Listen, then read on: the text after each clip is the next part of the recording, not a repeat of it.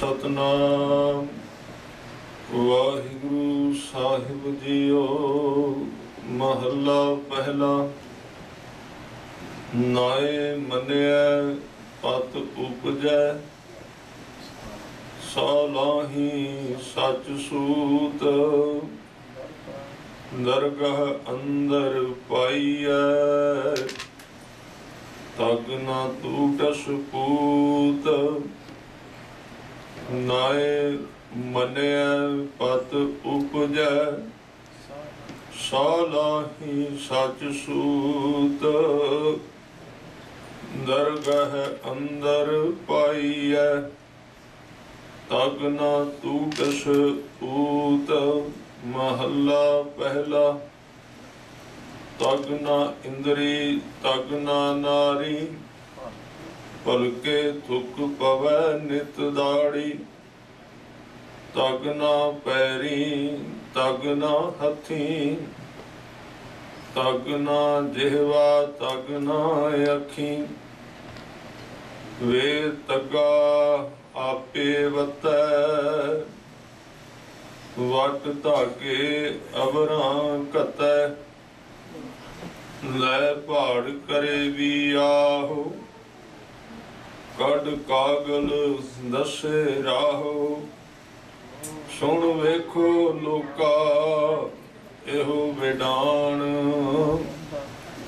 मन अंधा नाओ सुजान। लै पहाड़ करे भी आहो, कड कागल दसे राहो। सुन लोका एहो विडान, मन अंधा नाओ सुजान। वाहिगुरु जी का खालसा, वाहिगुरु जी की फतेह। गरीब नवाज सच्चे पातशाह, छतर चवर तखत दे मालिक सतगुरु गुरु ग्रंथ साहिब पातशाह जी दे पावन दरबार विच सुभाईमान गुरु रूप साध संगत जीओ। आप जी बड़े प्यार शरधा नाल गुरु दरबार विच पहुंचे हो। आसा दी वार विच 15वीं पौड़ी दे कुछ श्लोक आप जी ने सरवण कीते। अज दे बचनां विच गुरु नानक पातशाह जी ने एक पासे बाहरले जो चिन्ह ने हिंदू धर्म दे जनेऊ आदिक पंडित हरदयाल जी नाल ये गलबात कर रहे हैं। दूजे पासे हजूर ने अंदर एक परमात्मा दी सिफत दा जनेऊ है, ओदा वर्णन भी एक श्लोक विच कीता है। ये केवल साध संगत सिंबल हुंदे ने जिहड़े चिन्ह दिते जांदे ने। हर एक पैगंबर जदों आउंदा है तां पिछे तुरन वालियां नूं कोई वर्दी देनी पैंदी है, कोई नियम देने पैंदे ने, कुछ सिंबल दसने पैंदे, भावें वो बाहर ही सीमित हुंदे ने। जिवें कि उदाहरण के तौर पर असीं सफर करने तां उहनूं ठीक ढंग नाल चलाउण वास्ते तुहानूं रस्ते विच लाइट बत्तियां ते रुकना हुंदा है। वो बत्ती बोलदी नहीं, ना वो तुहाडे अगे कोई फाटक लाउंदी, ना उहदे उत्ते लिखिया भी रुक जाओ, ना वो रौला पाउंदी है। उन्हें सिर्फ जगना है ते जग के व्याख्या कर देनी है भी की करना है। ये हुण मनन वाले दी मर्जी है भी ओदी वरतों करदा है कि नहीं, ओदी परवाह करे कि ना। चिन्ह माड़े नहीं, जनेऊ गलत नहीं है, पा के जदों उस दी बत्ती दी परवाह नहीं करदा कि कोई गल नहीं, जनेऊ बहुतियां ने पाया, इहदे दुकान तो मिल ही जाता है, तो फिर सहजे सहजे वो धागा ही रह जाता है। ਪਹਿਲਾਂ ਤੇ ਉਹਦੇ ਵਿੱਚ ਤਾਕਤ ਸੀ, ਉਹ ਤੇ ਇੱਕ ਇਸ ਤਰ੍ਹਾਂ ਸੀ ਕਿ ਯਾਦ ਬਣੀ ਰਹਿੰਦੀ ਬਾਹਰੋਂ ਵੀ ਇਹ ਕੰਮ ਅਸੀਂ ਕਰਨਾ ਹੈ, ਸਾਨੂੰ ਯਾਦ ਰਵੇ। ਕਈ ਵਾਰੀ ਭੇਖ ਦੀ ਵੀ ਲਾਜ ਬੰਦਾ ਪਾਲਦਾ। ਕਈ ਕੰਮ ਐਸੇ ਨੇ, ਕਿਉਂ ਭੇਖ ਪਵਾਇਆ ਪੈਗੰਬਰਾਂ ਨੇ ਕਿ ਚਲੋ ਲੋਕ ਲਾਜ ਵਜੋਂ ਕੁਝ ਨਾ ਕੁਝ ਰਾਹ ਤੇ ਤੁਰੇਗਾ। ਲੋਕ ਕਹਿਣਗੇ ਨੇ ਤੇ ਕੱਪੜੇ ਗੇਰਵੇ ਪਾਏ ਨੇ, ਨੀਲੇ ਪਾਏ ਨੇ, ਸਫੈਦ ਪਾਏ, ਇਹ ਜ਼ਰੂਰ ਅਸਰ ਪੈਂਦਾ। ਤੁਸੀਂ ਕਦੀ ਵੇਖਣਾ ਕਿਸੇ ਬੰਦੇ ਨੂੰ ਆਪਾਂ ਬਿਲਕੁਲ ਗਿਰੇ ਹੋਏ ਵਿਅਕਤੀ ਦਾ ਨਾਮ ਤੁਸੀਂ ਵੱਡਾ ਰੱਖ ਦਿਓ, ਉਹਦੇ ਮਨ ਤੇ ਚੋਟ ਜ਼ਰੂਰ ਵੱਜੇਗੀ ਵੀ ਲੋਕ ਮੈਨੂੰ ਵੱਡੇ ਨਾਮ ਨਾਲ ਪੁਕਾਰਦੇ, ਅੰਦਰ ਲਾਜ ਜ਼ਰੂਰ ਆਵੇਗੀ, ਸ਼ਰਮ ਮਹਿਸੂਸ ਕਰੇਗਾ। ਰੱਬ ਦੇ ਪਿਆਰਿਆਂ ਨੇ, ਗੁਰੂਆਂ ਨੇ ਸੋਚਿਆ ਵੀ ਉਹਨਾਂ ਦੀ ਡਿਊਟੀ ਸੀ ਰਾਹ ਤੇ ਪਾਉਣਾ, ਤਰੀਕਾ ਕਿਹੜਾ ਲੱਭੀਏ, ਇਹਨੂੰ ਯਾਦ ਕਿਵੇਂ ਰਵੇ। ਤਾਂ ਉਹਨਾਂ ਨੇ ਸਾਡੇ ਬਾਹਰ ਕੁਝ ਚੀਜ਼ਾਂ ਬੰਨ ਦਿੱਤੀਆਂ ਕਿ ਇਹਨਾਂ ਨੂੰ ਵੇਖ ਕੇ ਇਹਨਾਂ ਨੂੰ ਸਮਝ ਆਉਂਦੀ ਰਹਿ ਸੀ ਕੀ ਕਰਨਾ ਜੀਵਨ ਵਿੱਚ। ਪਰ ਸਤਿਗੁਰੂ ਕਹਿੰਦੇ ਸਹਿਜੇ ਸਹਿਜੇ ਉਹ ਆਦਮੀ ਭੁੱਲਣ ਲੱਗ ਪੈਂਦਾ, ਉਹਨਾਂ ਦੀ ਪਰਵਾਹ ਨਹੀਂ ਕਰਦਾ, ਉਹਨਾਂ ਨੂੰ ਸਹਿਜੇ ਸਹਿਜੇ ਮਿੱਤਰ ਬਣਾ ਕੇ ਆਪਣੇ ਨਾਲ ਹੀ ਰਲਾ ਲੈਂਦਾ ਹੈ। ਇੱਥੇ ਉਸ ਪੰਡਤ ਦੇ ਉੱਤੇ, ਉਸ ਧਾਰਮਿਕ ਬੰਦੇ ਤੇ ਚੋਟ ਮਾਰੀ ਗਈ ਹੈ ਜਿਹੜਾ ਜਨੇਊ ਪਾ ਕੇ ਬੁਰਾਈ ਕਰ ਰਿਹਾ ਹੈ, ਜਿਹੜਾ ਧਰਮ ਦਾ ਭੇਸ ਪਾ ਕੇ ਵੀ ਉਹਦੇ ਤੋਂ ਪ੍ਰਭਾਵਿਤ ਨਹੀਂ ਹੁੰਦਾ। ਸਤਿਗੁਰੂ ਨੇ ਗੋਰਖ ਨੂੰ ਵੀ ਇਹੀ ਕਿਹਾ ਸੀ, ਕਹਿੰਦੇ ਕੰਨ ਦੋ ਨੇ, ਮੁੰਦਰਾਂ ਦੋ ਨੇ,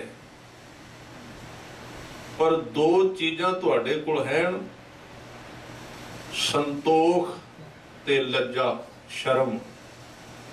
ਇਹ ਦੋ ਚੀਜ਼ਾਂ ਚਾਹੀਦੀਆਂ ਨੇ, ਮੁੰਦਾਂ, ਸੰਤੋਖ, ਸ਼ਰਮ।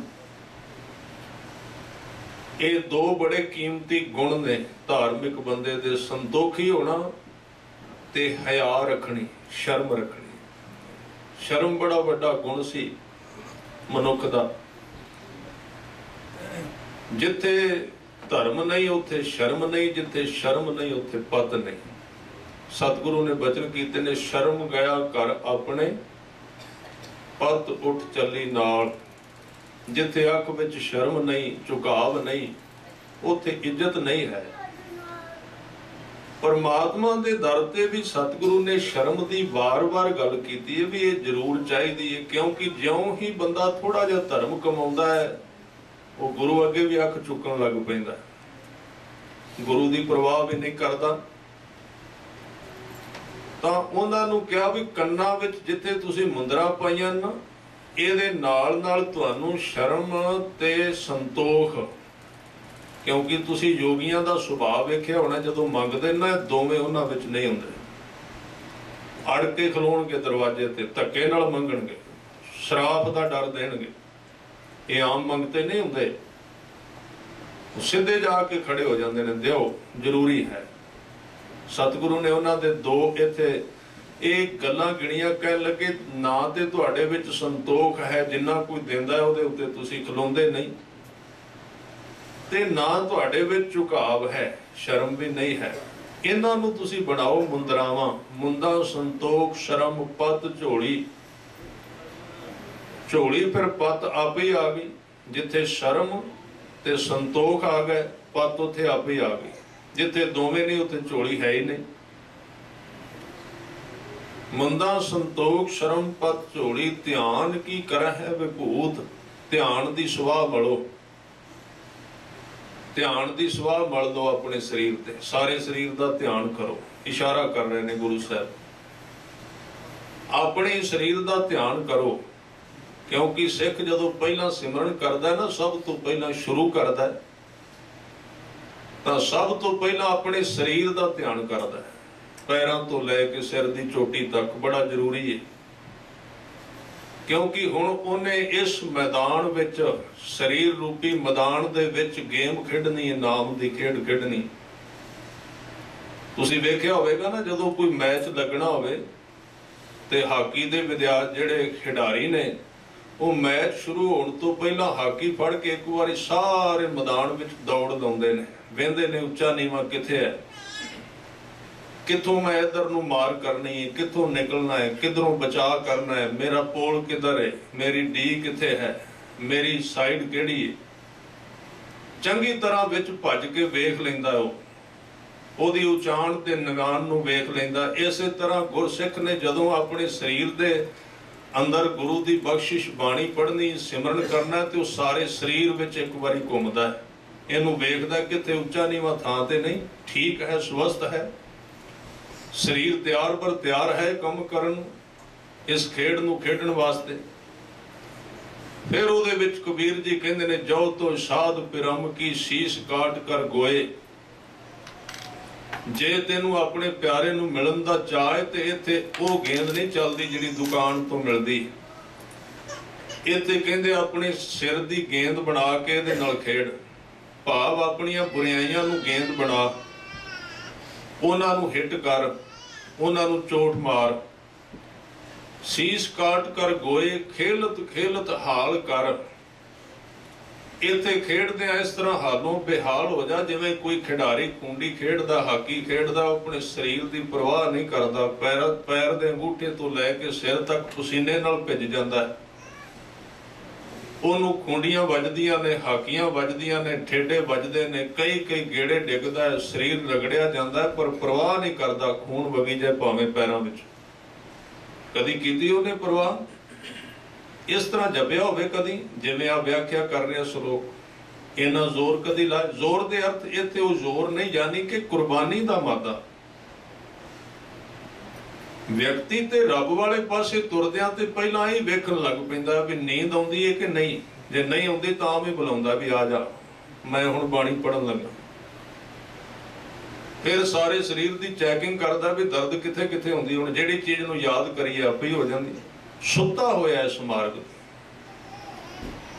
ਕਿਸੇ ਵੀ ਕੰਮ ਵਿੱਚ ਵਿਅਕਤੀ ਸੁੱਤਾ ਨਹੀਂ, ਸੁਚੇਤ ਹੈ, ਪੜਿਆ ਹੋਇਆ ਹੈ, ਜਾਗਦਾ ਹੈ, ਜਾਗ ਕੇ ਕਰੇਗਾ। बस एको ही काम है जिथे कहते करना ही कुछ नहीं। कोई सिखा ही साडे लोगों ने दिता, इत्थे किहड़ा कुछ करना, बैठ जाओ बस।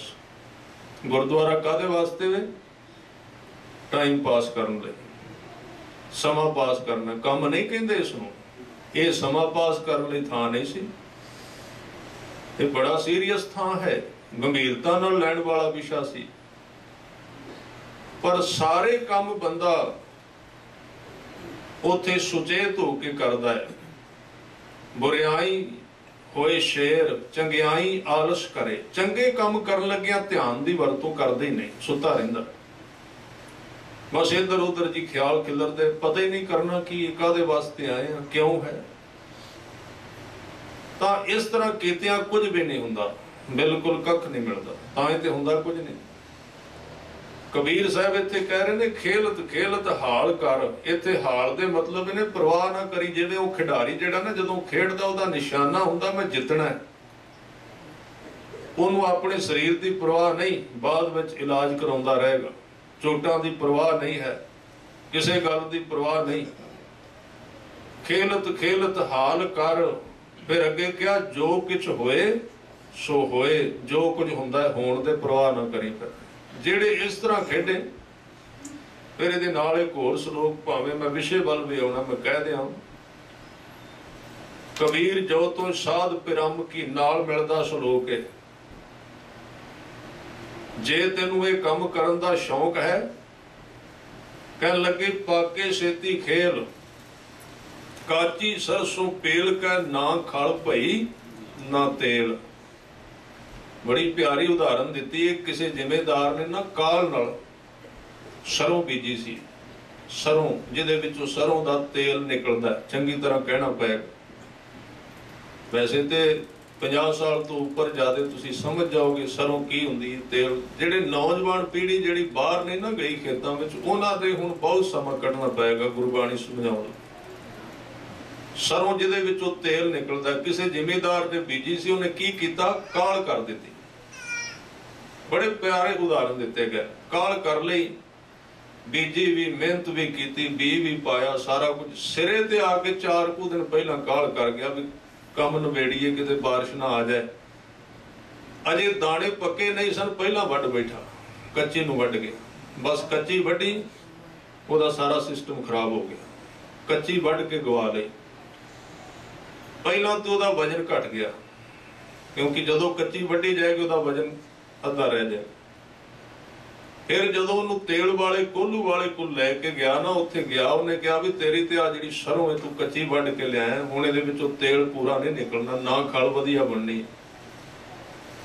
ਇੱਥੇ ਇੱਕ ਇਸ਼ਾਰਾ ਕਰ ਰਹੇ ਨੇ, ਕਹਿਣ ਲੱਗੇ ਜੇ ਇਸ ਰਾਹ ਤੇ ਨਾਮ ਦੀ ਫਸਲ ਬੀਜੀ ਆ ਤੇ ਕਾਲ ਨਾ ਕਰ ਲਈ ਕਿਤੇ, ਅਜੇ ਅੰਦਰ ਟਿਕਿਆ ਨਹੀਂ ਤੇ ਪਹਿਲਾਂ ਲੋਕਾਂ ਨੂੰ ਕਿਤੇ ਸੰਸਾਰ ਨੂੰ ਸੁਧਾਰਨ ਦੀ ਗੱਲ ਸ਼ੁਰੂ ਕਰਦੇ। ਕੱਚੀ ਸਰੋਂ ਵੱਢੀ ਜਾਏਗੀ, ਤੇਲ ਨਹੀਂ ਆਉਣਾ, ਫਿਰ ਬਹੁਤਾ ਹੁੰਦਾ ਹੀ ਇਸ ਤਰ੍ਹਾਂ। ਵੈਸੇ ਤੇ ਵਿਸ਼ੇ ਇਸ ਤਰ੍ਹਾਂ ਦਾ ਬਣ ਗਿਆ, 4 ਗੱਲਾਂ ਸਿੱਖੋ ਤੇ ਲੋਕਾਂ ਨੂੰ ਸੁਣਾਓ। ਇਹ ਰਾਹ ਵਿੱਚ ਭਟਕਣ ਵਾਲੀ ਗੱਲ ਸੀ। ਗੁਰੂ ਸਾਹਿਬ ਨੇ ਕਿਹਾ ਤੂੰ ਆਪਣਾ ਭਾਂਡਾ ਆਪਣੇ ਗੁਰੂ ਵੱਲ ਸਿੱਧਾ ਕਰ ਦੇ, ਉਧਰੋਂ ਮੀਂਹ ਪਿਆ ਪੈਂਦਾ ਹੈ, ਤੇ ਜਿੱਦਣ ਤੇਰਾ ਭਾਂਡਾ ਉਹਦੇ ਮੀਂਹ ਨਾਲ ਭਰਿਆ ਗਿਆ ਨਾ, ਕੰਢਿਆਂ ਤੋਂ ਆਪੇ ਡੁੱਲਣ ਲੱਗ ਪੈਣਾ, ਤੈਨੂੰ ਲੋੜ ਨਹੀਂ ਪੈਣੀ ਉਹ ਵੰਡਣ ਦੀ, ਵੰਡਿਆ ਜਾਏਗਾ। ਜਦੋਂ ਸਿੱਖ ਜਪਾਉਂਦਾ ਹੈ ਨਾ, ਕਹਿੰਦੇ ਗੁਰੂ ਰਾਮਦਾਸ ਜੀ ਕਹਿੰਦੇ ਨੇ, ਜਨ ਨਾਨਕ ਧੂੜ ਮੰਗੈ ਤਿਸ ਗੁਰਸਿੱਖ ਕੀ, ਜੋ ਆਪ ਜਪੈ ਅਵਰੈ ਨਾਮ ਜਪਾਵੈ। ਉਹ ਕਦੋਂ ਜਪਾਉਂਦਾ, ਕਿਹੜਾ ਸਮਾਂ, ਕਦੋਂ ਇਜਾਜ਼ਤ ਮਿਲਦੀ ਉਹਨੂੰ। ਆ ਜਿਹੜਾ ਅਸੀਂ ਕਰਨੇ ਨਾ, ਇਹ ਇੱਕ ਮਰਿਆਦਾ ਹੈ, ਧਿਆਨ ਦੇਣਾ। ਜਿਹੜਾ ਅਸੀਂ ਗੱਲਾਂ ਕਰ ਰਹੇ ਨਾ, ਇਹ ਡਿਊਟੀ ਲਾਈ ਗੁਰੂ ਸਾਹਿਬ ਨੇ ਵੀ ਆ ਵਿਆਖਿਆ ਕਰੋ ਤੁਸੀਂ, ਜਾਂ ਅਸੀਂ ਅੱਗੇ ਬੋਲਣਾ। ਇਹ ਨਾਮ ਜਪਾਉਣਾ ਉਹ ਨਹੀਂ, ਸਾਡੀ ਕੋਈ ਨਹੀਂ ਧੂੜ ਮੰਗਦੇ ਹੋ, ਉਹ ਹੋਰ ਚੀਜ਼ ਹੈ। ਉਹ ਚੀਜ਼ ਹੈ ਵੀ ਜਦੋਂ ਗੁਰਸਿੱਖ ਭਰਿਆ ਜਾਂਦਾ ਨਾ ਗੁਰੂ ਦੀ ਰਹਿਮਤ ਨਾਲ, ਉਹ ਬੋਲੇ ਭਾਵੇਂ ਚੁੱਪ ਕਰ ਜਾਏ, ਭਾਵੇਂ ਸੁੱਤਾ ਹੋਵੇ, ਜਿੱਥੋਂ ਲੰਘੇਗਾ ਸਾਧ ਸੰਗਤ, ਆਪਣੇ ਆਪ ਪਿੱਛੇ ਨਾਮ ਲੋਕਾਂ ਦੇ ਮੂੰਹ ਵਿੱਚੋਂ ਨਿਕਲੇਗਾ, ਨਾਮ ਆਪਣੇ ਆਪ ਉਚਾਰਿਆ ਜਾਏਗਾ, ਉਹਦੇ ਜੀਵਨ ਵਿੱਚ ਨਾਮ ਹੀ ਹੋਵੇਗਾ। ਉਹ ਜਿਸ ਘਰ ਵਿੱਚ ਰਹੇਗਾ, ਤੁਸੀਂ ਉਸ ਘਰ ਦੀ ਕੰਧ ਦੇ ਕੋਲੋਂ ਲੰਘੋ, ਉਹ ਕੰਧ ਖਿੱਚੇਗੀ ਤੁਹਾਨੂੰ ਆਪਣੇ ਵੱਲ, ਨਵਾਂ ਜੀਵਨ ਦਿਸੇਗਾ ਉਹਦੇ ਵਿੱਚ। ਜੇ ਤੁਸੀਂ ਉਹਦਾ ਇੱਕ ਬਰਤਨ ਚੁੱਕ ਕੇ ਮਾਂਜ ਲਿਆ ਨਾ, ਉਹਦੀ ਛਿੱਟ ਪੈ ਗਈ ਸਰੀਰ ਦੇ ਉੱਤੇ, ਤਰੰਗਾਂ ਖਿਲਰ ਜਾਣਗੀਆਂ ਸਰੀਰ ਵਿੱਚ, ਉਹਦੇ ਵਿੱਚ ਇੰਨੀ ਤਾਕਤ। ਤੇ ਤਾਂ ਗਿਆ ਸੀ ਸੇਵਾ ਕਰ ਭਾਂਡਿਆਂ ਦੀ। ਕਿਉਂ ਸੀ ਭਾਂਡਿਆਂ ਦੀ ਸੇਵਾ? ਕਿਉਂ ਹੈ? ਜੋੜਿਆਂ ਦੀ ਸੇਵਾ ਕਾਹਦੇ ਵਾਸਤੇ ਹੈ? ਵੀ ਜੇ ਤੇ 1000 ਬੰਦਾ ਹੈ, ਜੇ ਇੱਕ ਵੀ ਜੁੜਿਆ ਇਹਨਾਂ ਵਿੱਚੋਂ, ਤੇਰੇ ਉੱਤੇ ਕੋਈ ਕਣੀ ਡਿੱਗ ਪਈ ਨਾ, ਉਹਦਾ ਅਸਰ ਬਹੁਤ ਜ਼ਬਰਦਸਤ ਹੈ, ਬੜਾ ਪ੍ਰਭਾਵੀ ਹੈ। ਬੜਾ ਸੌਖਾ ਰਾਹ ਦੱਸਿਆ ਗੁਰੂ ਸਾਹਿਬ ਨੇ। ਉਹ ਹੈ ਜਪਾਉਣ ਵਾਲਾ, ਉਹ ਜਪਾਉਂਦਾ ਹੈ, ਚੁੱਪ ਕਰਕੇ ਵੀ ਜਪਾਈ ਜਾਂਦਾ ਹੈ, ਬੋਲ ਕੇ ਵੀ ਜਪਾਈ ਜਾਂਦਾ ਹੈ, ਸਮਝਾ ਕੇ ਵੀ ਜਪਾਈ ਜਾਂਦਾ, ਨਾ ਸਮਝਾਏ ਤਾਂ ਵੀ ਜਪਾਈ ਜਾਂਦਾ। ਉਹਦਾ ਜੀਵਨ ਹੀ ਜਪਾਉਂਦਾ, ਹੋਰ ਕੁਝ ਹੈ ਹੀ ਨਹੀਂ। ਇਸ ਕਰਕੇ ਕਹਿੰਦੇ ਨੇ, ਜੇ ਤੂੰ ਤੁਰਿਆ ਹੈ ਤੇ ਕਿਤੇ 4 ਕੁ ਦਿਨ ਕਰਕੇ ਵੀ ਆਹ ਚਲੀਸਾ ਕੱਟ ਕੇ ਤੇ ਸੰਤ ਬਣ ਕੇ ਨਾ ਬਵੀਂ। ਜਿਵੇਂ ਕਿ ਢੰਗ ਚੱਲਦਾ ਹੈ ਆਪਣਾ ਕੰਮ ਚਲਾਉਣ ਵਾਸਤੇ। ਕਮਾਈਆਂ ਵਾਲੇ ਲੋਕ ਸਨ, ਜਿਨ੍ਹਾਂ ਨੇ ਕਮਾਈਆਂ ਕੀਤੀਆਂ ਨੇ, ਅੱਜ ਤੱਕ ਲੋਕ ਪ੍ਰਸ਼ਾਦੇ ਖਾਈ ਜਾਂਦੇ ਉਹਨਾਂ ਦੀ ਕਮਾਈ ਦੇ। ਉਹਨਾਂ ਨੇ ਆਪਣਾ ਜੀਵਨ ਦਾਅ ਤੇ ਲਾਇਆ ਸੀ। ਇਸ ਕਰਕੇ ਗੁਰੂ ਸਾਹਿਬ ਕਹਿੰਦੇ ਨੇ, ਕਬੀਰ ਜੀ ਕਹਿੰਦੇ ਨੇ, ਪੱਕੀ ਸਰੋਂ ਦਾ ਮਤਲਬ ਤੂੰ ਕੁਝ ਮੰਗ ਨਾ, ਬਸ ਪਿਆਰ ਕਰ ਉਹਨੂੰ। ਤੂੰ ਮੰਗੀ ਕੁਝ ਨਾ, ਕੁਝ ਬਣਨ ਦਾ ਯਤਨ ਨਾ ਕਰੀ। ਕਿਸੇ ਥਾਂ ਤੇ ਕੋਈ ਬਖਸ਼ੇ ਹੋਏ ਸਨ ਰੱਬ ਦੇ ਪਿਆਰੇ, ਕਿਉਂਕਿ ਜਦੋਂ ਵੀ ਗੁਰੂ ਦੀ ਗੱਲ ਚੱਲੇਗੀ, ਨਾਲ ਸਿੱਖਾਂ ਦੀ ਗੱਲ ਜ਼ਰੂਰ ਚੱਲੇਗੀ। ਗੁਰੂ ਨਾਨਕ ਦੀ ਗੱਲ ਚੱਲਣੀ ਹੈ ਤੇ ਮਰਦਾਨਾ ਜੀ ਦੀ ਗੱਲ ਚੱਲਣੀ ਹੈ। ਕਿਉਂਕਿ ਜੇ ਗੁਰੂ ਹੈ, ਪੂਰੇ ਗੁਰੂ ਦੀ ਨਿਸ਼ਾਨੀ ਕੀ ਹੈ? ਉਹਦੇ ਨਾਲ ਸਿੱਖ ਵੀ ਹੋਣਗੇ। ਗੁਰੂ ਪੂਰਾ ਤਾਂ ਹੀ ਹੈ ਨਾ ਵੀ ਸਿੱਖ ਵੀ ਅੱਗੇ ਹੋਣ। ਕੋਈ ਗੁਰੂ ਦੇ ਹੋਣ ਦੀ ਨਿਸ਼ਾਨੀ ਇਹ ਹੈ, ਉਹਦੇ ਅੱਗੇ ਬਰਕਤਾਂ ਵਾਲੇ ਸਿੱਖ ਜ਼ਰੂਰ ਹੋਣਗੇ। ਜੇ ਗੁਰੂ ਗ੍ਰੰਥ ਸਾਹਿਬ ਪੂਰਾ ਗੁਰੂ ਹੈ, ਉਹ ਗੁਰਮੁਖ ਵੀ ਬਣਾਉਂਦਾ, ਕੋਈ ਸ਼ੱਕ ਨਹੀਂ, ਜ਼ਰੂਰ ਬਣਾਉਂਦਾ। ਜੇ ਨਹੀਂ, ਜਿਹੜਾ ਗੁਰੂ ਸਿੱਖ ਨਹੀਂ ਬਣਾ ਸਕਿਆ, ਉਹ ਗੁਰੂ ਪੂਰਾ ਕਿਵੇਂ ਹੈ? ਸਿੱਖ ਤੋਂ ਗੁਰੂ ਪ੍ਰਗਟ ਹੁੰਦਾ ਹੈ, ਗੁਰੂ ਕਰਕੇ ਸਿੱਖ ਪ੍ਰਗਟ ਹੁੰਦਾ ਹੈ। ਤੋਹੀ ਮੋਹੀ, ਮੋਹੀ ਤੋਹੀ ਅੰਤਰ ਕੈਸਾ। ਇਹ ਦੋਵੇਂ ਇੱਕ ਨੇ। ਸਿੱਖ ਕਰਕੇ ਗੁਰੂ ਦੀ ਗੱਲ ਚੱਲਦੀ ਹੈ ਦੁਨੀਆ ਵਿੱਚ, ਤੇ ਗੁਰੂ ਕਰਕੇ ਸਿੱਖ ਉੱਚਾ ਹੁੰਦਾ। ਨਾਲ ਜ਼ਰੂਰ ਚੱਲੇਗੀ। ਕਿਤੇ ਜਿਹੜੇ ਲੋਕਾਂ ਨੇ ਕਮਾਈਆਂ ਕੀਤੀਆਂ ਉਹਨਾਂ ਦੇ ਅੰਦਰ ਇੱਕ ਥਾਂ ਬਣ ਜਾਂਦੀ ਹੈ। ਕਿਸੇ ਨੇ ਵਿਆਖਿਆ ਕੀਤੀ ਵੀ ਸੰਤ ਬਣਨਾ ਬੜਾ ਔਖਾ ਹੈ। ਵਿਆਖਿਆਕਾਰ ਨੇ ਕਿਹਾ ਸੰਤ ਬਣਨਾ ਬੜਾ ਔਖਾ ਹੈ। ਬਾਅਦ ਵਿੱਚ ਉਹਨਾਂ 5 ਮਿੰਟ ਬੋਲਣਾ ਸੀ, ਕਹਿਣ ਲੱਗੇ ਵੀ ਚਲੋ ਚੰਗੀ ਗੱਲ ਹੈ, ਵਿਚਾਰ ਮਾੜੀ ਨਹੀਂ, ਪਰ ਮੈਂ ਦੱਸਣਾ ਚਾਹੁੰਦਾ ਵੀ ਸੰਤ ਕੋਈ ਬਣਦਾ ਨਹੀਂ, ਸੰਤ ਮਿਟਦਾ ਹੈ। ਬਣਨਾ ਸੰਤ ਨਹੀਂ ਹੁੰਦਾ, ਆਪਣੇ ਆਪ ਨੂੰ ਮਿਟਾਉਣਾ ਸੰਤ ਹੁੰਦਾ, ਖਤਮ ਕਰਨਾ ਹੁੰਦਾ। ਉਹਨੂੰ ਕਹਿੰਦੇ ਨੇ ਗੁਰਮੁਖ ਹੈ, ਗੁਰਸਿੱਖ ਹੈ। ਇਸ ਕਰਕੇ ਕਹਿੰਦੇ ਤੂੰ ਕੁਝ ਬਣਨ ਦਾ ਯਤਨ ਨਾ ਕਰੀ। ਗੁਰੂ ਸਾਹਿਬ ਨੇ ਸਿੱਖ ਨੂੰ ਸਮਝਾਇਆ ਤੂੰ ਕੁਝ ਬਣ ਕੇ ਨਾ ਬਵੀਂ। ਇਹ ਗੱਲ ਵੱਖਰੀ ਹੈ ਵੀ ਜਦੋਂ ਤੇਰੇ ਅੰਦਰ ਕੁਝ ਹੋ ਗਿਆ ਫਿਰ ਤੂੰ ਭਾਵੇਂ ਬਣੇ ਨਾ ਬਣੇ। ਆਠ ਪਹਿਰ ਜਨ ਹਰ ਹਰ ਜਪੈ, ਹਰ ਕਾ ਭਗਤ ਪ੍ਰਗਟ ਨਹੀਂ ਛਪੈ। ਤੂੰ ਲੁਕ ਨਹੀਂ ਸਕੇਗਾ ਪਰ ਆਪ ਪ੍ਰਗਟ ਹੋਣ ਦਾ ਯਤਨ ਨਾ ਕਰੀ, ਨਹੀਂ ਤੇ ਸਰੋਂ ਕੱਚੀ ਰਹਿ ਜਾਣੀ, ਨਾ ਤੇਲ ਤੇ ਨਾ ਖਲ। ਕਬੀਰ ਜੋ ਤੋ ਸਾਧ ਪਿਰਮ ਕੀ ਪਾਕੇ ਸੇਤੀ ਖੇਲ। ਪੱਕਣ ਦੇ ਇਸ ਨੂੰ ਜੀਵਨ ਨੂੰ, ਜਿੰਨਾ ਰੁੱਖ ਪੱਕਦਾ ਹੈ, ਕਿਉਂਕਿ ਜਦੋਂ ਕੋਈ ਵੀ ਫਲ ਜਿਹੜਾ ਅੰਬ ਲੈ ਲਓ, ਕੋਈ ਜਦੋਂ ਪੱਕ ਕੇ ਡਿੱਗਦਾ ਨਾ ਤੇ ਰਸ ਉਹਦੇ ਵਿੱਚੋਂ ਟਪਕਦਾ ਹੈ, ਤੇ ਜੇ ਤੁਸੀਂ ਪਹਿਲਾਂ ਉਹਨੂੰ ਸਮੇਂ ਤੋਂ ਪਹਿਲਾਂ ਤੋੜ ਦਿਓ ਤੇ ਉਹ ਅੰਬ ਦਾ ਜਿਹੜਾ ਫਲ ਹੈ ਉਹ ਕਾਲਾ ਹੋ ਜਾਂਦਾ। ਉਸ ਥਾਂ ਉਹਦੇ ਵਿੱਚ ਕੀੜੇ ਵੀ ਪੈ ਸਕਦੇ ਨੇ। ਕਬੀਰ ਫਲ ਲਾਗੇ ਫਲਣ ਪਾਕਣ ਲਾਗੇ ਆਂਬ, ਜਾਏ ਪਹੁੰਚੇ ਖਸਮ ਕੋ ਜੋ ਬੀਚ ਨਾ ਖਾਈ ਕਾਂਬ। ਵਿੱਚ ਨਹੀਂ ਰਹਿੰਦਾ ਫਿਰ ਉਹ। ਇਸ ਤਰ੍ਹਾਂ ਸਮਝਾਇਆ ਹੈ। ਤੇ ਅੱਜ ਦੇ ਬਚਨਾਂ ਅੰਦਰ ਸੱਚੇ ਪਾਤਸ਼ਾਹ ਗੁਰੂ ਨਾਨਕ ਦੇਵ ਮਹਾਰਾਜ ਉਸ ਪੰਡਤ ਹਰਦਿਆਲ ਜੀ ਨੂੰ ਉਪਦੇਸ਼ ਬਖਸ਼ ਰਹੇ ਨੇ। ਮੈਂ ਕੱਲ ਵੀ ਬੇਨਤੀ ਕੀਤੀ ਸੀ, ਇਹ ਪੰਡਤ ਬਹੁਤ ਸਿਆਣਾ ਤੇ ਭਲਾ ਆਦਮੀ ਸੀ। ਇਹ ਕੋਈ ਆਮ ਪੰਡਤ ਬਹਿਸ ਕਰਨ ਵਾਲਾ ਨਹੀਂ ਸੀ। ਮੰਨ ਗਿਆ ਪਹਿਲੀ ਵਾਰੀ, ਚੰਗਾ ਲੱਗਦਾ ਹੈ ਨਾ, ਉਹਨੇ ਗੁਰੂ ਦੀ ਗੱਲ ਮੰਨੀ ਹੈ, ਕਿਵੇਂ ਮਾੜਾ ਹੋ ਸਕਦਾ ਹੈ। ਉਹਨੇ ਸੱਚ ਕਹਿ ਦਿੱਤਾ, ਮਹਾਰਾਜ ਮੈਂ ਤੇ ਧਾਗੇ ਪਾਉਣਾ, ਮੇਰੇ ਅੰਦਰ ਨਹੀਂ, ਜਿਹੜੀ ਗੱਲ ਤੁਸੀਂ ਕਹਿੰਦੇ ਮੇਰੇ ਵਿੱਚ ਹੈ ਨਹੀਂ ਉਹ। ਉਹਨੇ ਫਿਰ ਉਪਦੇਸ਼ ਮੰਗਿਆ, ਮਹਾਰਾਜ ਤੁਸੀਂ ਕਿਰਪਾ ਕਰੋ, ਉਹ ਦਾਤ ਹੁਣ ਮੈਨੂੰ ਸਿਖਾਓ ਤੇ ਦੱਸੋ ਵੀ ਨਾਮ ਕਿਹਨੂੰ ਕਹਿੰਦੇ ਨੇ, ਕਿਉਂਕਿ ਗੁਰੂ ਕਿਰਪਾ ਕਰੇ ਅਸੀਂ ਇਹਨੂੰ ਗੰਭੀਰਤਾ ਨਾਲ ਲਈਏ ਬਾਣੀ ਨੂੰ। ਮੈਂ ਪਿੱਛੇ ਵੀ ਹੁਣੇ ਕਹਿ ਕੇ ਆਇਆ ਕਿ ਕਬੀਰ ਸਾਹਿਬ ਦੇ ਘਰ ਜਿਹੜੇ ਸਾਧੂ ਆਉਂਦੇ ਸਨ, ਉਹਨਾਂ ਦੀ ਬਾਣੀ ਵਿੱਚੋਂ ਇੱਕ ਖਬਰ ਮਿਲਦੀ ਹੈ ਵੀ ਮੂੰਡ ਪਲੋਸ ਕਮਰ ਬੰਦ ਪੋਥੀ, ਉਹਨਾਂ ਦੀ ਕਮਰ ਨਾਲ ਇੱਕ ਪੋਥੀ ਵੱਜੀ ਹੁੰਦੀ ਸੀ।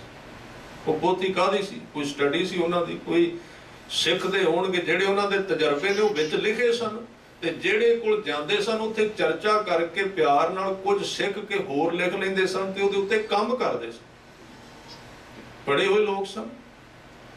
ਇਸ ਲਈ ਮੇਰਾ ਜਿਹੜਾ ਜਿੰਨਾ ਕੁ ਹੈ ਸੋਚਣ ਦਾ ਢੰਗ ਜਾਂ ਜੋ ਪੜ੍ਹਿਆ ਮਿਲਦਾ ਹੈ, ਇੰਜ ਲੱਗਦਾ ਹੈ ਅੱਜ ਤੋਂ ਪਹਿਲਾਂ ਦਾ ਜਿਹੜਾ ਯੁੱਗ ਸੀ, 100 ਸਾਲ 20 25 30 ਸਾਲ ਤੋਂ ਪਹਿਲਾਂ, ਉਹ ਧਾਰਮਿਕ ਪੜ੍ਹਿਆ ਲਿਖਿਆਂ ਦਾ ਲੋਕ ਸੀ, ਸਮਾਂ ਸੀ, ਧਾਰਮਿਕ ਪੜ੍ਹਾਈ ਸੀ ਲੋਕਾਂ ਕੋਲ।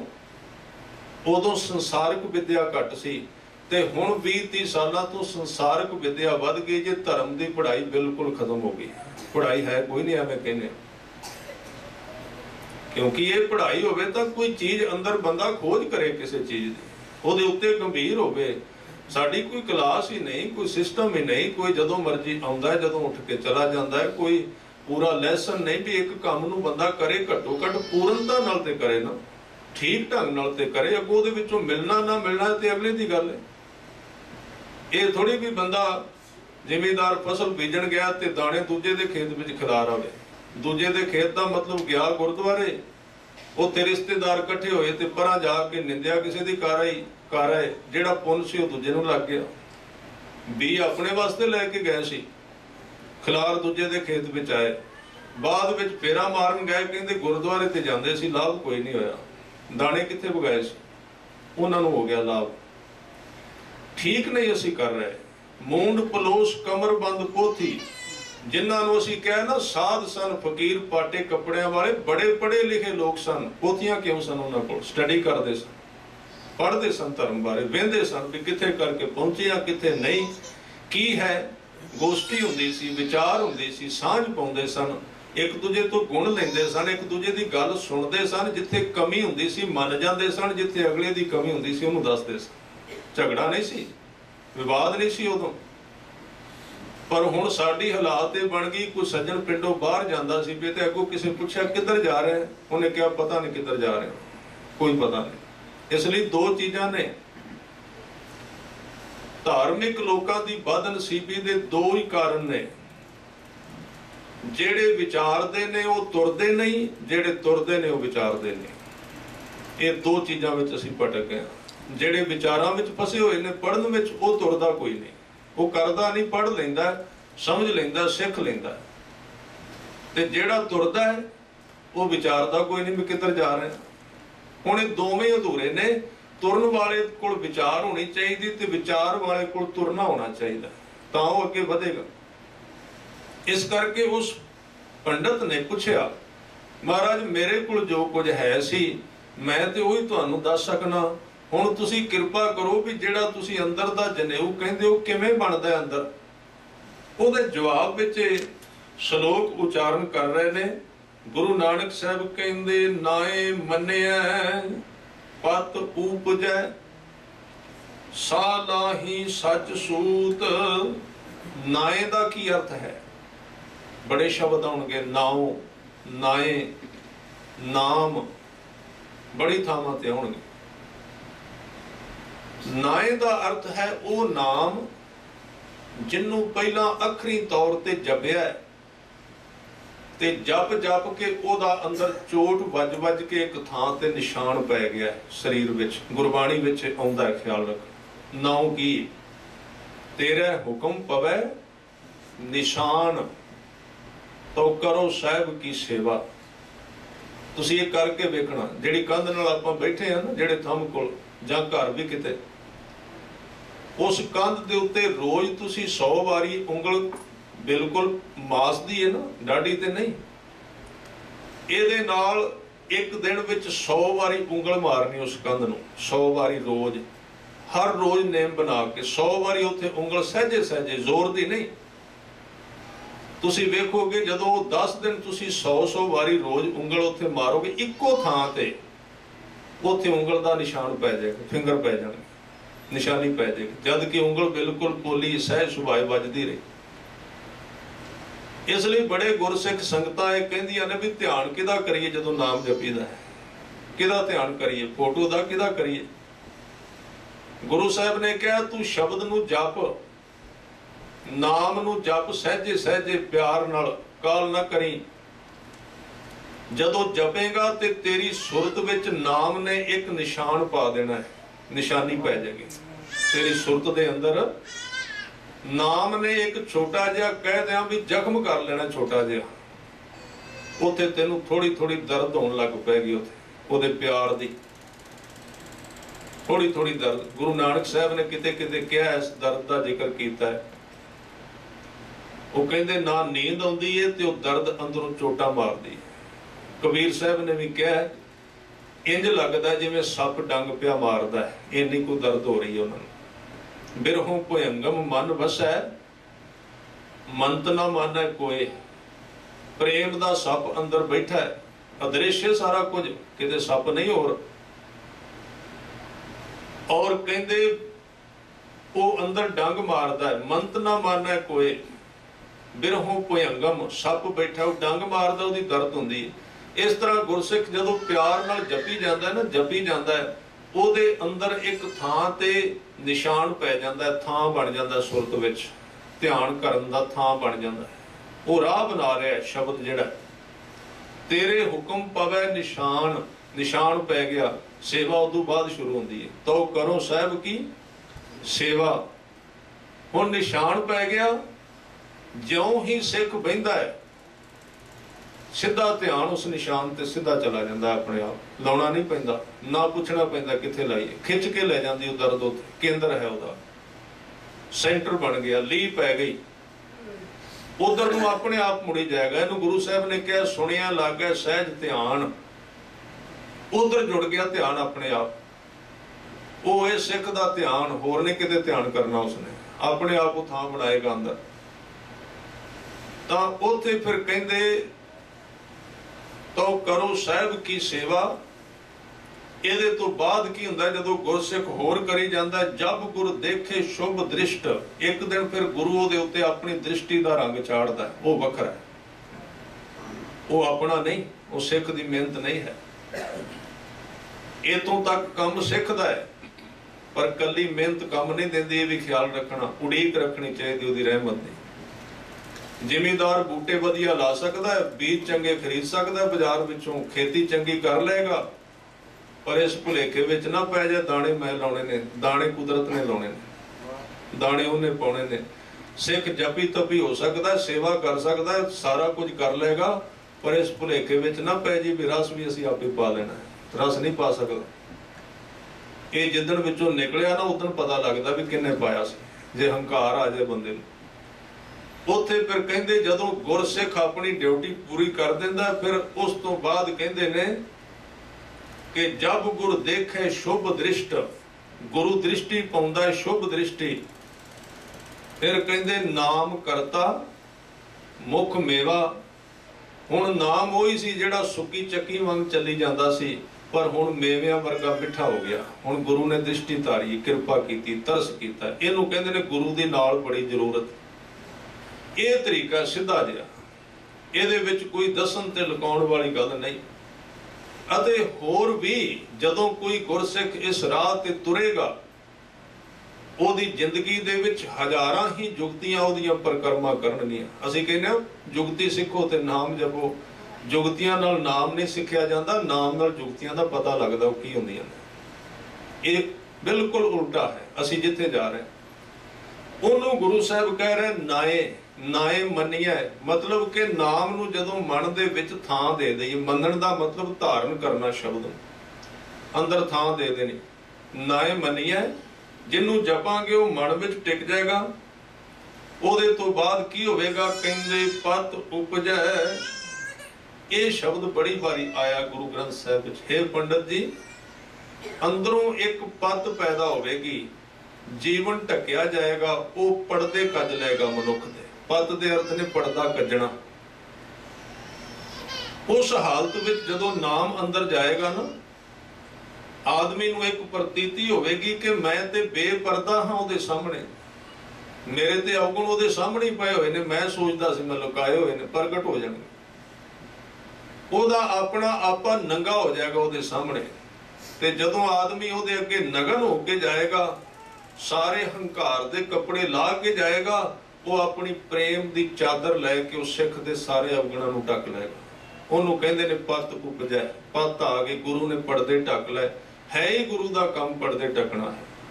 ਸੰਸਾਰ ਦਾ ਕੰਮ ਹੈ ਲਾਉਣਾ, ਗੁਰੂ ਦਾ ਕੰਮ ਹੈ ਪਰਦੇ ਕੱਜਣੇ। ਭਾਵੇਂ ਪਾਪ ਵੀ ਹੋਵੇ ਸਿੱਖ ਵਿੱਚ ਤਾਂ ਵੀ ਕੱਜ ਜਾਂਦਾ ਹੈ। ਸਮਰਪਿਤ ਹੋਣਾ ਚਾਹੀਦਾ। ਸਮਰਪਿਤ ਹੋਵੇ, ਗੁਰੂ ਦਾ ਕੰਮ ਹੀ ਪਰਦੇ ਕੱਜਣੇ ਹੈ। ਇਸ ਕਰਕੇ ਕਹਿੰਦੇ ਪਤ ਉਪਜੈ ਸਲਾਹੀ ਸੱਚ ਸੂਤ। ਇਹਨੂੰ ਕਹਿੰਦੇ ਸਲਾਹੀ ਦਾ ਅਰਥ ਹੈ ਸਿਫਤ ਸਲਾਹ ਕਰਨੀ, ਵਡਿਆਈ ਕਰਨੀ, ਉਹਦੇ ਅੱਗੇ ਝੁਕੇ ਰਹਿਣਾ, ਉਹਦੀ ਵਡਿਆਈ ਨੂੰ ਜਾਣਨਾ। ਸਵੇਰ ਤੋਂ ਲੈ ਕੇ ਸ਼ਾਮ ਤੱਕ ਜੋ ਕੁਝ ਉਹ ਦੇ ਰਿਹਾ ਹੈ, ਉਹਨਾਂ ਦਾਤਾਂ ਨੂੰ ਵੇਖ ਕੇ ਉਹਦਾ ਸ਼ੁਕਰਾਨਾ ਕਰਦੇ ਰਹਿਣਾ, ਝੁਕਦੇ ਰਹਿਣਾ। ਇੱਕ ਇੱਕ ਪਲ ਉਹਦੇ ਅੱਗੇ ਝੁਕੀ ਜਾਣਾ। ਇਹਨੂੰ ਕਹਿੰਦੇ ਨੇ ਸਿਫਤ ਸਲਾਹ ਕਰਨੀ। ਤੇ ਜਿਸ ਨੂੰ ਬਖਸ਼ੇ ਸਿਫਤ ਸਲਾਹ, ਨਾਨਕ ਪਾਤਸ਼ਾਹੀ ਪਾਤਸ਼ਾਹ। ਉਹ ਮਨੁੱਖ ਜਿਹਨੂੰ ਸਿਫਤ ਸਲਾਹ ਦੀ ਦਾਤ ਮਿਲ ਗਈ, ਉਹਨੂੰ ਕਹਿੰਦੇ ਨੇ ਸਲਾਹੀ ਸੱਚ ਸੂਤ। ਸੱਚਾ ਸੂਤਰ, ਸੱਚਾ ਚਿੰਨ੍ਹ ਅੰਦਰ ਪੈ ਜਾਏਗਾ, ਸੱਚਾ ਜਨੇਊ ਅੰਦਰ ਆ ਜਾਏਗਾ, ਅੰਦਰ ਸਿੰਬਲ ਹੋ ਜਾਏਗਾ। ਅੰਦਰ ਮੈਂ ਬੇਨਤੀ ਕੀਤੀ ਸੀ, ਜਿੰਨੇ ਚਿੰਨ੍ਹ ਨੇ ਗੁਰੂ ਸਾਹਿਬ ਨੇ ਵੀ ਸਾਨੂੰ 5 ਕਕਾਰ ਦਿੱਤੇ ਨੇ, ਇਹ ਕੇਵਲ ਸਿਗਨਲ ਦੇ ਨਿਸ਼ਾਨੀਆਂ ਨੇ। ਇੱਥੇ ਅਸੀਂ ਉਤਰਨਾ ਹੈ, ਇਹਨੂੰ ਯਾਦ ਰੱਖਣਾ ਹੈ। ਹੁਣ ਕਹਿੰਦੇ ਨੇ ਜਦੋਂ ਕੋਈ ਇਹ ਇਸ ਰਾਹ ਤੇ ਤੁਰਦਾ ਹੈ ਨਾ, ਤੇ ਉਹਦੇ ਅੰਦਰ ਵੀ ਇਹ ਨਿਸ਼ਾਨੀਆਂ ਪ੍ਰਗਟ ਹੋਣੀਆਂ ਸ਼ੁਰੂ ਹੋ ਜਾਂਦੀਆਂ ਨੇ। ਜਿਹਨੂੰ ਵੇਖ ਕੇ ਉਹਨੂੰ ਯਾਦ ਆਉਣੀ ਬਣਦੀ ਰਹਿੰਦੀ, ਅੰਦਰ ਲਗਾਤਾਰ ਯਾਦ ਬਣੀ ਰਹਿੰਦੀ। ਉਹਨੂੰ ਕਹਿੰਦੇ ਨੇ ਅੰਦਰ ਸੂਤਰ ਪੈ ਗਿਆ, ਚਿੰਨ੍ਹ ਅੰਦਰ ਆ ਗਏ, ਪ੍ਰਗਟ ਹੋ ਗਏ। ਜਿਹਨੂੰ ਵੇਖ ਕੇ ਆਪਣੇ ਆਪ ਗੁਰਸਿੱਖ ਦਾ ਮਨ ਜੁੜੀ ਜਾਂਦਾ ਹੈ। ਫਿਰ ਕਹਿੰਦੇ ਦਰਗਹਿ ਅੰਦਰ ਪਾਈਐ ਤਗ ਨਾ ਟੂਟ ਸਪੂਤ। ਪੂਤ ਦੇ ਅਰਥ ਨੇ ਪਵਿੱਤਰ। ਉਹ ਨਾਮ ਦਾ ਜਨੇਊ ਅੰਦਰਲੇ ਪਾਸੇ ਪੈ ਜਾਏਗਾ। ਕਹਿਣ ਲੱਗੇ ਉਹ ਅੰਦਰੋਂ ਤੇ ਬਾਹਰੋਂ ਉਹ ਆਦਮੀ ਇੱਕ ਹੋ ਜਾਏਗਾ। ਉਹਦਾ ਜੀਵਨ ਉਸ ਸੱਚੇ ਨਾਮ ਦੇ ਨਾਲ ਪਰਿਪੂਰਨ ਹੋ ਜਾਏਗਾ। ਐਸੇ ਨਾਮ ਦੀ ਵਿਆਖਿਆ ਇਸ ਸ਼ਲੋਕ ਵਿੱਚ ਕਰ ਰਹੇ ਨੇ। ਆਓ ਸਾਧ ਸੰਗਤ 1-2 ਮਿੰਟ ਵਾਸਤੇ ਨਾਮ ਵਿੱਚ ਆਪਾਂ ਗੁਰੂ ਕੀ ਬਖਸ਼ਿਸ਼ ਪ੍ਰਾਪਤ ਕਰੀਏ। ਸਾਰਿਆਂ ਨੇ ਇਕਾਗਰ ਚਿਤ ਹੋ ਕੇ ਇਸ ਵਕਤ ਨੂੰ ਸਮੇਂ ਨੂੰ ਸਫਲ ਕਰਨਾ ਹੈ। ਉੱਚੀ ਆਵਾਜ਼ ਵਿੱਚ ਬੋਲਣ ਦਾ ਔਰ ਇੱਕਸਾਰ ਹੋ ਕੇ ਬੋਲਣ ਦਾ ਯਤਨ ਕਰਨਾ। ਵਾਹਿਗੁਰੂ ਵਾਹਿਗੁਰੂ ਵਾਹਿਗੁਰੂ ਵਾਹਿਗੁਰੂ ਵਾਹਿਗੁਰੂ ਵਾਹਿਗੁਰੂ ਵਾਹਿਗੁਰੂ ਵਾਹਿਗੁਰੂ ਵਾਹਿਗੁਰੂ